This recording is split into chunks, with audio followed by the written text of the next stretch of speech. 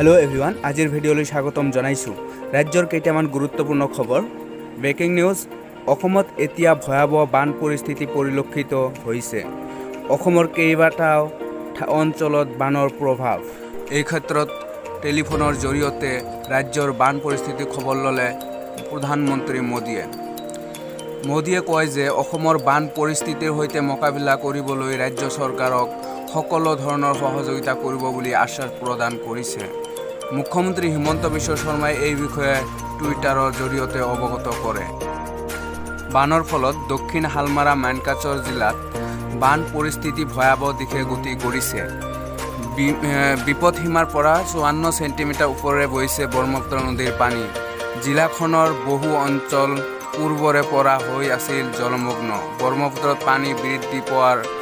ফলত ন অঞ্চলত হৈছে জলমগ্ন ৰাজ্যৰ আন এক খবৰ গোৱালপাৰা অসম মেঘালয় সীমান্তৰ হাতীগাঁও দুৰ্বৃত্তৰ গুলীচালনা দুৰ্বৃত্তৰ গুলীত নিহত হৈছে এজন লোক নিহত লোকজনৰ নাম তাপস ৰাভা বুলি জানিব পৰা গৈছে ৰাজ্যৰ আন এক ব্ৰেকিং নিউজ এআইডিএফৰ পৰা পদত্যাগ কৰা ভৱানীপুৰৰ বিধায়ক ফণীধৰ তালুকদাৰ কাইলৈ যোগ দিব বিজেপিত কিয়নো যিকোনো মুহূৰ্ততে ৰাজ্যত অনুষ্ঠিত হ'ব পাৰে বিধানসভাৰ উপনিৰ্বাচন এই মুহূৰ্তলৈকে 6টা সমষ্টিত উপনিৰ্বাচন অনুষ্ঠিত হোৱাটো প্ৰায় নিশ্চিত হৈছে ইয়াৰে দুটা সমষ্টিত কংগ্ৰেছ বিধায়ক বিজেপিত যোগদান কৰাৰ পাছত তেওঁলোকৰ বিধায়ক পদ ত্যাগ কৰিছিল সেই সূত্ৰে মৰিয়নি আৰু থাওৰাত অনুষ্ঠিত হ'ব উপনিৰ্বাচন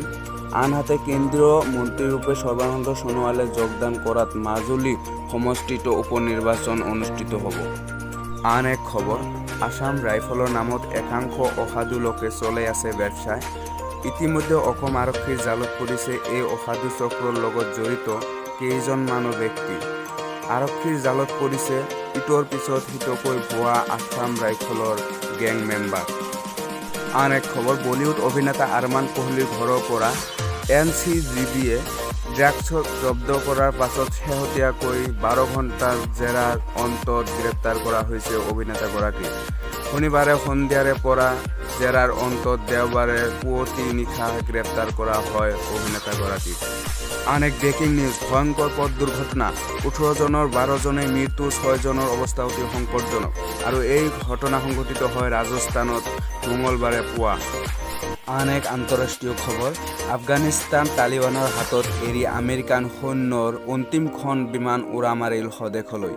এতিয়া আৰু কোনো আমেৰিকান সৈন্য নাই আফগানিস্তানত